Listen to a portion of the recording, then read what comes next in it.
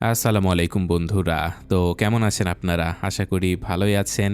তবে আমি খুব একটা ভালো নেই। কারণ এই এপ্রিল মাসটায় আমার চ্যানেল খুব ভয়াবহ ডাউনফলের মুখোমুখি হয়েছে। জানি না কেন সব ধরনের মুভি বড়, ছোট, অ্যাকশন, থ্রিলার, ফ্যান্টাসি সবকিছুই দিয়ে দেখলাম। কিন্তু কোনোভাবেই YouTube সেগুলো আপনাদের সামনে পাঠাচ্ছেই না। তাহলে ভিউ আসলে হবেই বা কিভাবে? তো সব মুভি দেয়া হয়ে গেলেও এই মাসে আমি কোনো সারভাইভাল থ্রিলার মুভি দেইনি। তো আজকে আপনাদের জন্য ২০২৬ সালে মুক্তি পাওয়া সেরা একটা সারভাইভাল থ্রিলার সিনেমা অ্যাপেক্সের গল্প নিয়ে হাজির হয়েছি।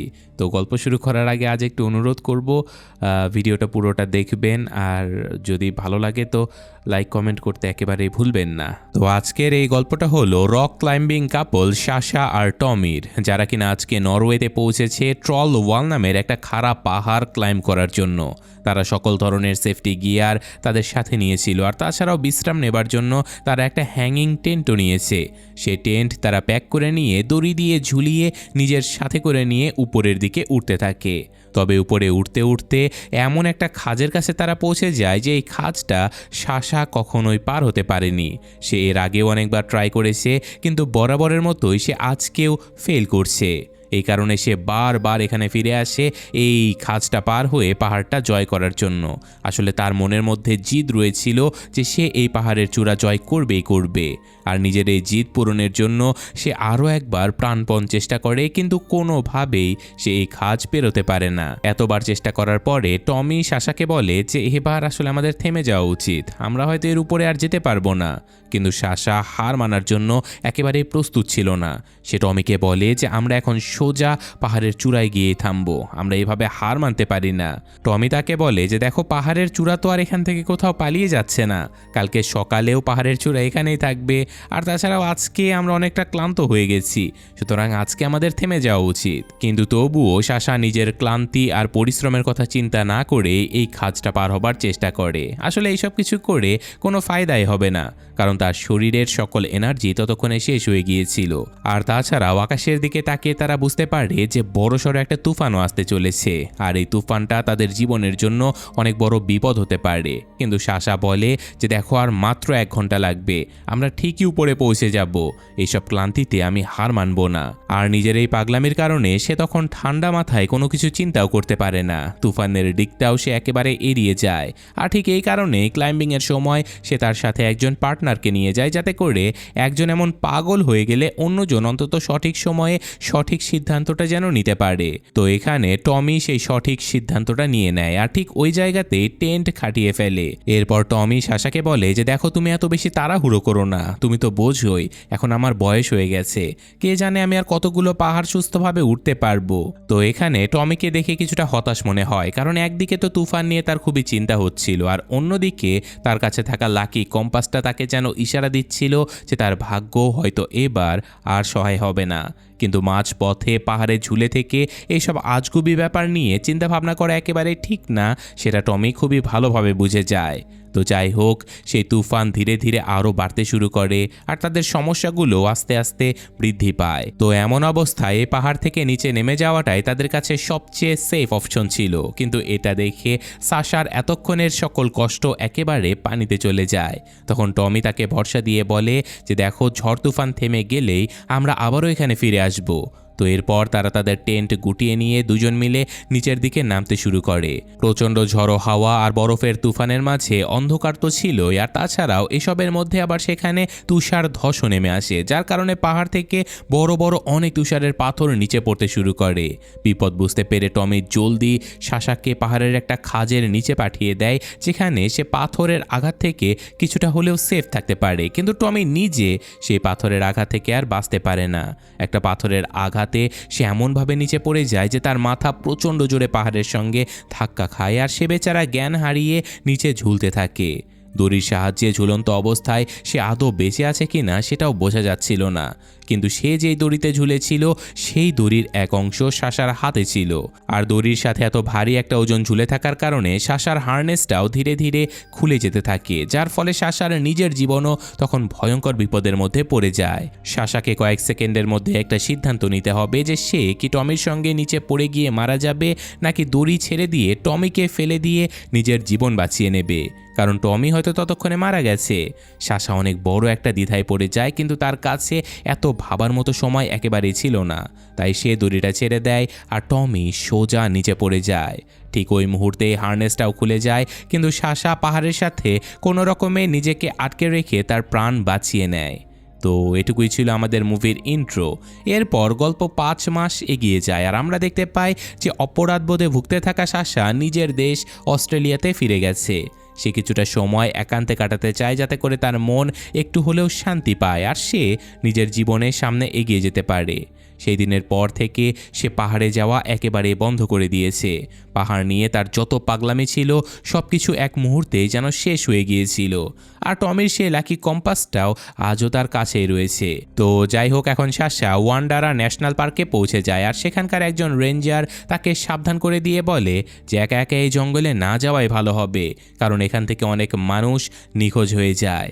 আশেপাশে লাগানো মিসিং পোস্টারগুলো দেখে এটা সহজেই বোঝা যাচ্ছিল, কিন্তু সাশাকে সেখানে যেতেই হবে। তাই সেই রেঞ্জার সাশার নাম, ঠিকানা একটা রেজিস্টার খাতায় নোট করে নেয়, যাতে করে সাশাকে যদি কখনো খুঁজে না পাওয়া যায় তাহলে যেন তারা সহজেই সাশাকে খোঁজার অপারেশন চালু করতে পারে। আর তাছাড়াও এটা ছিল এখানকার একটা জরুরি নিয়ম। তো সেখান থেকে বেরিয়ে সাশা একটা গ্যাস স্টেশনে পৌঁছায় আর ওই স্টোর থেকে নিজের দরকারি কিছু জিনিসপত্র কিনে ফেলে। আর ঠিক তখনই সেখানে উপস্থিত দুজন শিকারী তাকে বিরক্ত করতে শুরু করে। তো ওই স্টোরে বেন নামের একজন ছেলে এসেছিল, যে কিনা জার্কি অর্থাৎ শুকনো মাংস বিক্রি করার চেষ্টা করে। আর সেই ছেলেটা ওই দুই শিকারীকে আটকে দিয়ে বলে যে দেখো, তোমরা ম্যামকে এভাবে বিরক্ত করো না। তখন ওই দুজন শিকারী এখান থেকে বাইরে বেরিয়ে চলে যায়। এরপর বেনকে ধন্যবাদ বলার জন্য সাশা তার কাছ থেকে একটা জার্কির প্যাকেটও কিনে নেয়। আর যখন সে এখান থেকে রওনা দেবে তখন সাশার গাড়ির জিপিএস একেবারে কাজ করছিল না। সে খেয়াল করে যে জিপিএস কাজ না করার কারণে সে ম্যাপও দেখে কিছু বুঝতে পারছিল না। তখন সে বেনের কাছে সাহায্য চায়। সাশা তাকে গ্র্যান্ড আইল ন্যারোস পর্যন্ত যাবার রাস্তা সম্পর্কে জিজ্ঞাসা করে। তখন বেন তাকে দুটো রাস্তার কথা বলে দেয়। একটা ছিল সহজ রাস্তা আর একটা বেশ কঠিন, কিন্তু কঠিন রাস্তাটায় প্রাকৃতিক দৃশ্য অনেক বেশি সুন্দর ছিল। তাই সাশা ওই কঠিন রাস্তাটাই বেছে নেয়।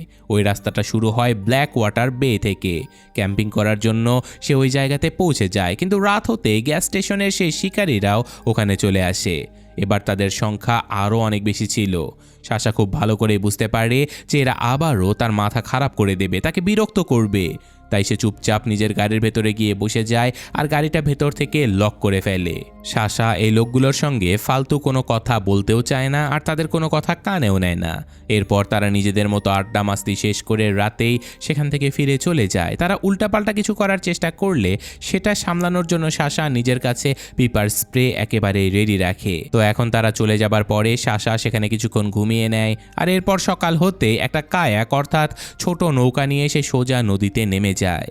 সারা দিন ধরে সে দারুণ অ্যাডভেঞ্চার করে, কিন্তু সবশেষে যখন সে নদীর তীরের দিকে পৌঁছায় তখন সেই তীরে সে নিখোঁজ হয়ে যাওয়া ওই মানুষগুলোর ছবি আর বেশ কিছু জিনিসপত্র দেখতে পায়। এই জিনিসপত্রগুলো দেখে সাশা অনেক অবাক হয়ে যায়, কারণ এগুলোকে যেন সাজিয়ে রাখা হয়েছিল। তো যাই হোক, এখন সন্ধে হতে সে নদীর তীরে নিজের টেন্ট লাগিয়ে ফেলে আর নিজের ভেজা কাপড় আর ব্যাগটা একটা গাছে ঝুলিয়ে দেয় শুকানোর জন্য। ডিনারের জন্য সে ওই জার্কিটাই খেয়ে নেয়, যেটাকে সে বেনের কাছ থেকে কিনেছিল। এরপর সে আবারও তার টেন্টের ভেতরে ঘুমিয়ে পড়ে, কিন্তু সকালবেলা হঠাৎ করে কিছু একটার আওয়াজ শুনে তার ঘুম ভেঙে যায়। আর যখন সে তার টেন্ট থেকে বাইরে বেরিয়ে আসে সে দেখতে পায় যে তার ব্যাগটা গায়েব হয়ে গেছে। টেন্টের ভেতরেও কিছু সাপ ঢুকে পড়েছে, তবে তার ভাগ্য খুব ভালো ছিল যে সে সঠিক সময়ে বাইরে বেরিয়ে আসতে পেরেছে। তো এখন সাশা কিছুক্ষণ অপেক্ষা করে ওই সাপটা বেরিয়ে যাবার জন্য। এরপর সে নিজের কায়াক নিয়ে আবারও সামনের দিকে এগিয়ে যেতে থাকে। আর সামনে নদীর তীরে সে একটা রাস্তা দেখতে পায় যেখানে একটা বোটও দাঁড় করানো ছিল। তার কাছে গিয়ে সে দেখতে পায় যে সেটা আসলে বেনের ক্যাম্প ছিল। তার সঙ্গে দেখা হয়ে সাশা অনেক খুশি হয়ে যায়। আর সাশা তাকে বলে যে আমার ব্যাগটা না চুরি হয়ে গেছে, যেটার মধ্যে আমার ফোন, খাবার এইসব কিছু ছিল। তখন বেন তাকে বলে যে এই জঙ্গলে বেশ কিছু জন্তু জানোয়ার রয়েছে, ওরাই হয়তো তোমার ব্যাগটা নিয়ে গেছে। এরপর নিজেকে খুবই ভালো মানুষ সাজিয়ে বেন সাশাকে গরম গরম মাছ খাওয়ায়। এরপর তাদের দুজনের মাঝে অনেক সুন্দর গল্প শুরু হয়ে যায়। সাশা তার জার্কির অনেক প্রশংসা করে আর তাকে জিজ্ঞাসা করে যে তুমি এই জার্কির নাম জেনোস জার্কি কেন রেখেছ। তখন বেন তাকে বলে যে জেনো আসলে আমার মায়ের নাম ছিল, ছোটবেলাতে তিনিই আমাকে অস্ট্রেলিয়াতে নিয়ে এসেছিল, তা না হলে আমি আসলে এখানকার পার্মানেন্ট বাসিন্দা নই। বেন সাশাকে জিজ্ঞাসা করে যে তুমি কতদিন ধরে কায়াকিং করছো। সাশা উত্তর দেয় খুব বেশি দিন হয়নি। তখন বেন বলে যে হ্যাঁ, এমনিতেও তো তোমার পাহাড় খুবই পছন্দ তাই না। আর এই কথা শুনে সাশা তো অবাক হয়ে যায়, কিন্তু সে বিষয়টা ইগনোর করে, কারণ বেন কিছুক্ষণ ধরেই এমন অদ্ভুত সব মজা করছিল তার সাথে। সাশা বেনকে বলে যে ওই শিকারীরা আমার ক্যাম্পিংয়ের জায়গাতেও পৌঁছে গিয়েছিল জানো। তখন বেন বলে যে হ্যাঁ, কিন্তু তুমি খুব ভালোভাবে তাদেরকে সামলে নিতে পেরেছো। আর ঠিক এখানেই তাদের কথোপকথন একদম একটা ক্রিপি মোড়ে চলে যায়। সাশা তার বিষয়গুলো আর ইগনোর করতেই পারে না, কারণ বেন নিজেই সাশাকে বলে যে আমি নিজেই তোমাকে রাস্তা দেখিয়েছি আর আমি নিজেই তোমাকে এই নির্জন রাস্তায় স্টকও করেছি। সাশা তার কথা শুনে বুঝতে পারে যে তাহলে হয়তো ব্যাগটাও বেনই চুরি করেছে, আর সে খুব ভুল একটা জায়গাতে এসে ফেসে গেছে, কারণ এতক্ষণ বেনের কথাবার্তা শুনে তার একেবারেই বেনকে আর সাধারণ স্বাভাবিক মানুষ মনে হচ্ছিল না। কিন্তু সাশাকে তার ব্যাগ চুরির কথা আর মুখে বলতে হয় না, তার মনের কথা একেবারে সত্যি হয়ে যায়, কারণ বেন তখন নিজেই সাশার ব্যাগটা এনে তার সামনে রেখে দেয়। আর ব্যাগের ভেতর থেকে সাশার ব্রেসলেটটা বের করে বেন নিজের হাতে পরে নেয়। সাশা খুব ভালোভাবে বুঝে যায় যে এখান থেকে এখন পালিয়ে যাবার সময় এসে গেছে, কিন্তু ঠিক তখনই বেন ভেতর থেকে একটা ক্রস বনিয়ে আসে আর সাথে একটা স্পিকারও, যেটাতে একটা জোরে গান চালিয়ে দেয়। আর সে বলে যে গানটা শেষ হবার আগে তুমি যত দূর পারো দৌড়ে পালিয়ে যাও, কারণ আমি তোমাকে শিকার করতে চলেছি। ব্যাগে আমি দরকারি জিনিসপত্র দিয়ে দিয়েছি, আর হ্যাঁ, তোমার ফোনটাও আমার কাছেই রয়েছে। সাশার মাথায় যেন আকাশ ভেঙে পড়ে, তার চোখ দেখে বোঝা যাচ্ছিল যে তার মাথায় এখন কত কিছু চলছে, কিন্তু মুখ দিয়ে সে একটাও শব্দ না করে সে ব্যাগটা তুলে নেয় আর তারপর নিজের কায়াকে বসে সেখান থেকে বেরিয়ে পড়ে। কিন্তু এখন যেহেতু তার শিকার হতে চলেছে, এই কথা ভেবেই তার ভয়ে হাত পা যেন অবশ হয়ে আসে। আর এই ভয় আর তাড়াহুড়োর কারণে একটা ঝর্ণা থেকে নিচে পড়ে গিয়ে সে নিজের কায়াকটাও হারিয়ে ফেলে। তো এখন কোনো রকমে সে ব্যাগটা সাথে নিয়ে নদীর তীর পর্যন্ত পৌঁছে যায়, আর তারপর নিজের ভেজা কাপড়গুলো খুলে সে নদীর পাশে গিয়ে দৌড়াতে শুরু করে। ঠিক তখনই সে একটা ফ্যামিলির আওয়াজ শুনতে পায়, আর সে সাহায্য চাওয়ার জন্য জলদি করে উপরের দিকে ওঠার চেষ্টা করে, কিন্তু উপরে গিয়ে দেখে যে ওই আওয়াজটা বেনের ফোন থেকে আসছিল, যেটাতে একটা ফ্যামিলির ভিডিও চলছিল যারা কিনা এই নদীতে আনন্দ করার জন্য এসেছিল, কিন্তু বেন তাদের সঙ্গেও বন্ধুত্ব জমিয়ে তাদেরকে শিকার করে ফেলেছে। এই ফ্যামিলির মিসিং পোস্টারও আমরা রেঞ্জার স্টেশনে দেখেছিলাম, এরাই ছিল কার্টার ফ্যামিলি। তো এখন ঠিক এই জায়গাতেই বেন সাশাকে এক মারাত্মক ফাঁদে ফেলে দেয়, কিন্তু কপাল ভালো থাকার কারণে তীরের আঘাত হওয়া সত্ত্বেও সাশা অল্পের জন্য নিজেকে বাঁচিয়ে নিতে সক্ষম হয়। সে আবারও দৌড়াতে শুরু করে, কিন্তু বেন একেবারে উঁচু একটা জায়গাতে দাঁড়িয়েছিল। সে এক নাগারে তীর চালাতে শুরু করে, আর তার মধ্যে একটা তীর সোজা সাশার থাই অর্থাৎ উড়ুতে গিয়ে লাগে, যার পর সে ঢাল বেয়ে গড়িয়ে গড়িয়ে আবারও নদীতে পড়ে যায়। আর এখন তার মাথাতেও বেশ আঘাত লেগে যায়, কিন্তু নিজের জ্ঞান না হারিয়ে সে নিজের সবটুকু শক্তি দিয়ে নিজেকে পানির ওই স্রোত থেকে বের করে আনে এবং আবারও নদীর তীরে উঠে আসে। বেনের যে ফোনটা তার হাতে আসে সেটাও ততক্ষণে ভেঙে চুরমার হয়ে যায়, তাই সে নিজের ব্যাগ থেকে একটা টি শার্ট বের করে পরে নেয়। এরপর সে একটা এনার্জি বার বের করে খেয়ে নেয়, আর পানি খেয়ে জলদি সেখান থেকে সামনের দিকে এগিয়ে চলে যায়, কারণ সে খুব ভালো করেই জানতো যে বেন তাকে শিকার করার জন্য হয়তো এদিকেই আসছে। সে এভাবে পাথরের ফাটলগুলোর ভেতর দিয়ে দৌড়াতে শুরু করে, আর অবশেষে সামনে সে আর কোনো রাস্তাই দেখতে পায় না। তখন সে ওই পাথরের ফাটল বেয়ে ক্লাইম্ব করে আবার উপরের দিকে পৌঁছে যায়, যেটা অনেক রিস্কি একটা কাজ ছিল, কিন্তু সে এটা করে ফেলে কারণ তার প্রাণ তো বাঁচাতে হবে। এখন সে একটা উঁচু জায়গা পেয়ে যায়, আর দূরবীন দিয়ে চারপাশে খুঁজতে খুঁজতে সে বেনের ক্যাম্পটাকেও স্পট করে ফেলে, যেখানে তার বোটটা দাঁড় করানো ছিল। হ্যাঁ, এই ক্যাম্পটা অনেক দূরে তো ছিল, কিন্তু বেন তার একেবারে কাছাকাছি চলে এসেছিল। এটা সে দূরবীন দিয়ে দেখে ফেলে, আর বেন তাকে দূরবীন ছাড়াই দেখতে পায়। তখন সাশা জলদি করে সেখান থেকে দৌড়ে আবারও ওই পাথরের ফাটলের ভেতরে নেমে একটা খাঁজের নিচে লুকিয়ে পড়ে, যেখানে বেন তাকে আর দেখতে পায় না, তাই সে আবারও ফিরে চলে যায়। তো বেন চলে যাবার সাথে সাথে সাশা বাইরে বেরিয়ে তার ক্যাম্প পর্যন্ত পৌঁছে যায়, আর সে এটা দেখে একেবারে অবাক হয়ে যায় যে বেন ঠিক সেখানে কোনো কাপড় ছাড়াই খুবই আনন্দে গোসল করছে, যেন তার কোনো তাড়াহুড়ো নেই, কোনো টেনশন নেই, পুরো জঙ্গলটাই যেন তার নিজের ছিল। সাশা চুপচাপ পানির নিচ দিয়ে সাঁতার কাটে আর বোট পর্যন্ত ঠিকই পৌঁছে যায়, কিন্তু বেন মোটেও কোনো অসতর্ক মানুষ ছিল না, বরং এটাই ছিল তার প্ল্যান। সে বোটের একেবারে কাছে একটা ট্র্যাপ অর্থাৎ ফাঁদ লাগিয়ে রেখেছিল, যেটাতে সাশার পা একেবারে আটকে যায়। বেন জলদি তার কাছে এসে তাকে পানি থেকে বাইরের দিকে টানতে শুরু করে, কিন্তু এরই মাঝে সাশা নিজের ব্যাগ থেকে তার পিপার স্প্রে বের করে নেয়। সেটা বেনের মুখে স্প্রে করে দিয়ে সে বেনের ক্রসবোর দিকে এগোতে থাকে, কিন্তু বেন নিজেও জলদি করে পানির ভেতরে নিজের মুখ ধুয়ে নিয়ে সাশাকে আটকে দেয়।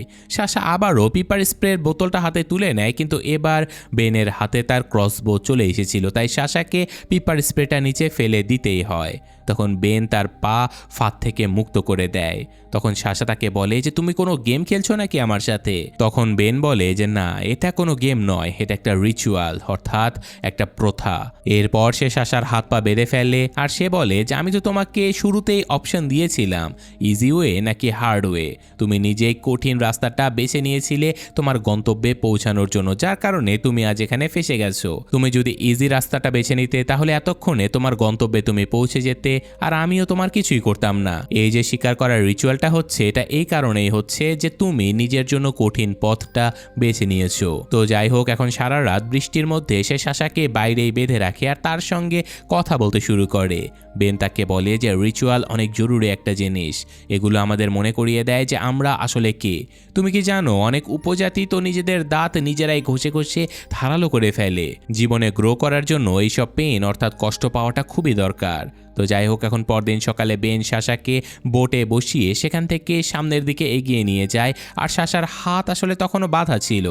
বেনের কথা যেন আর শেষই হয় না, তাই যাত্রাপথে সে সাশাকে বলে যে তোমার নাম আমি আসলে ওই রেঞ্জার স্টেশনের রেজিস্টার খাতা থেকেই পেয়েছিলাম, আর যখন আমি একটু রিসার্চ করি তখন আমি জানতে পারি যে তোমার পাহাড়ে ওঠার খুবই শখ ছিল, কিন্তু ট্রল ওয়ালে যা কিছু হয়েছিল তারপর সব কিছু শেষ হয়ে যায়।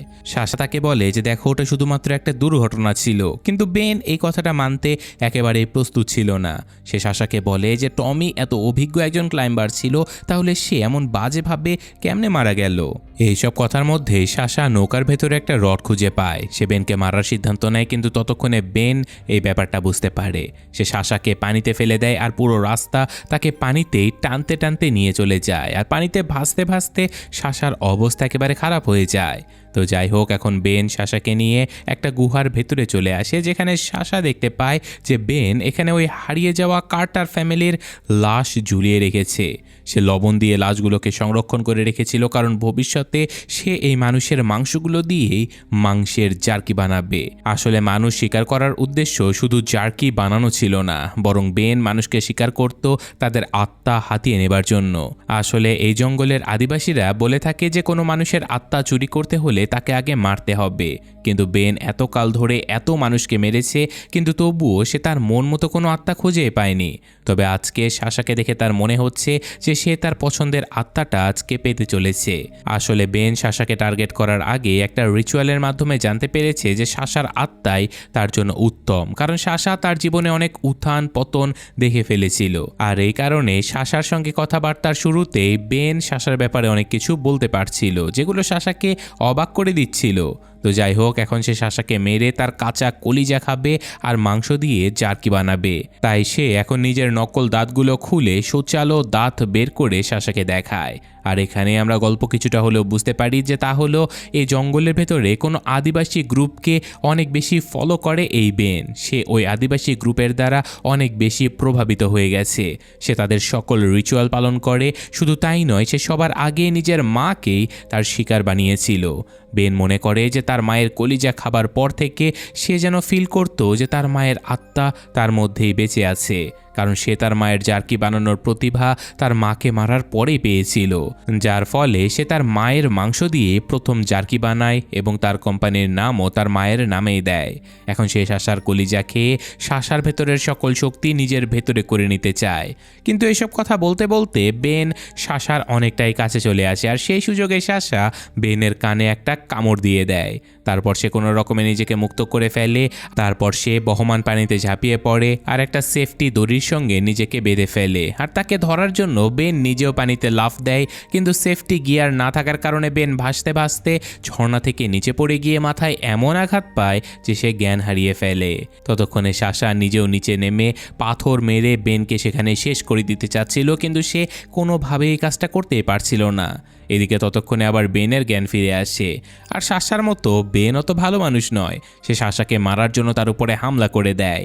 এবার সাশা প্রচণ্ড মার খেতে থাকে, আর এক পর্যায়ে বেন শ্বাসরোধ করে সাশাকে প্রায় মেরেই ফেলে, কিন্তু শেষ মুহূর্তে সে সাশাকে ছেড়ে দেয়। কিন্তু এবার সাশা আর বেনকে ছাড়ে না। সে পাথর মেরে বেনের পা ভেঙে দেয়, আর এবার বেন হাঁটাচলা বা নড়াচড়া কিছুই করতে পারছিল না। তাই সাশাও ইচ্ছে করে বেনকে আর না মেরে প্রচণ্ড ক্লান্ত হয়ে সেখানে শুয়ে পড়ে। আর ততক্ষণে রাত হয়ে যায়, আর নিজের সেফটির জন্য বেন একটা ছুরি ধরে থাকে, যেন সাশা রাতের বেলা তাকে মারতে আসলে সে প্রতিরোধ করতে পারে।